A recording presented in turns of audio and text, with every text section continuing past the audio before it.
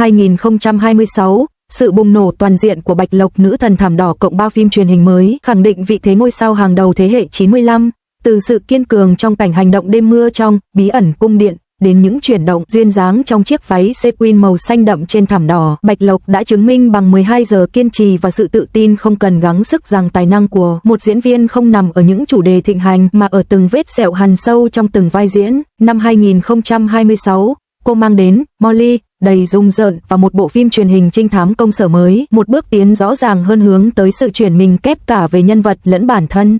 Tiêu đề, năm 2026 của Bạch Lộc, tác phẩm và sân khấu thăng hoa, cô ấy đang hướng tới một bản thân rõ ràng hơn. Năm nay, tên tuổi của Bạch Lộc liên tục xuất hiện trong làng giải trí.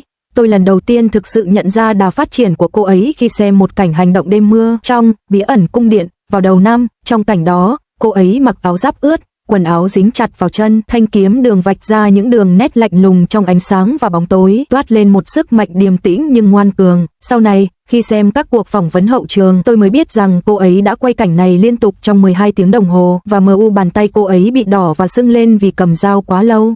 Lúc đó, tôi hiểu tại sao bộ phim này lại leo lên bảng xếp hạng nhanh chóng kể từ khi ra mắt, thậm chí đạt được lượng người xem ấn tượng trên CCTV. Sự nỗ lực của cô ấy là không thể phủ nhận. Theo mạch suy nghĩ này, khi nhìn lại vai diễn Lý Đạt Di của cô ấy trong phim, người ta có thể đánh giá cao hơn sự tận tâm của cô ấy đối với vai diễn. Cô ấy đã học cưỡi ngựa và kiếm thuật 3 tháng trước đó, dần dần hòa nhập sự sắc sảo và kiềm chế của nhân vật vào bản thân.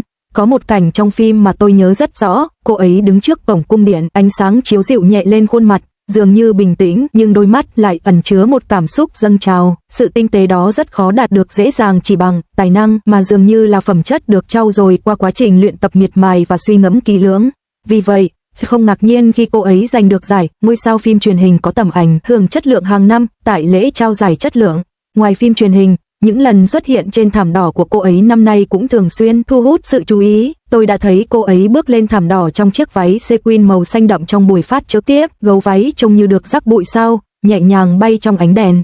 Tuy nhiên, khi đối diện với máy quay, cô ấy hoàn toàn không hề giả tạo, cười và nói rằng mình đang mặc một chiếc chăn ấm áp, to lớn, thậm chí còn bắt chước động tác quấn mình trong chăn. Điều này khiến khán giả thích thú.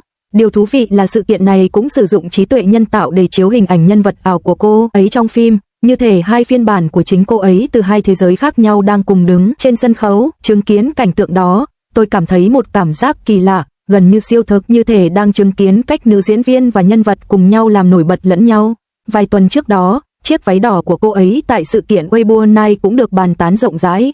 Tôi thấy một ảnh gif cô ấy cầm quạt xếp, quay lại với nụ cười rạng rỡ, vạt váy khẽ lay động theo chuyển động, toát lên cả vẻ cổ điển lẫn sự tự tin thoải mái. Tôi thường không theo dõi các bài phê bình thảm đỏ, nhưng khoảnh khắc đó thực sự khiến tôi choáng ngợp. Sau đó, cô ấy trở thành chủ đề được bàn tán sôi nổi trên mạng xã hội vì chiếc váy đó, nhưng tôi nghĩ chính phong thái thoải mái của cô ấy trước ống kính mới là điều đáng nhớ hơn cả chiếc váy. Nếu sân khấu và thảm đỏ đại diện cho vẻ ngoài của cô ấy, thì hướng đi của những tác phẩm sắp tới lại hé lộ những suy nghĩ sâu sắc hơn về tương lai.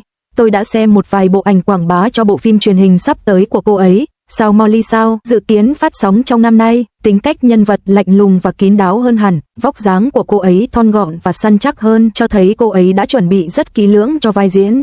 Trong quá trình quay phim, cô ấy cần phải duy trì việc tập luyện thể lực liên tục do có nhiều cảnh hành động. Một người bạn của tôi, làm đạo diễn hành động, đã gặp cô ấy trên phim trường và nói rằng cô ấy hiếm khi nói chuyện khi luyện tập. Đi luyện tập lại một động tác nhất định, nhưng sẽ khẽ gật đầu khi đã hài lòng, như thể cô ấy đã âm thầm đạt được sự hiểu biết ngầm với nhân vật.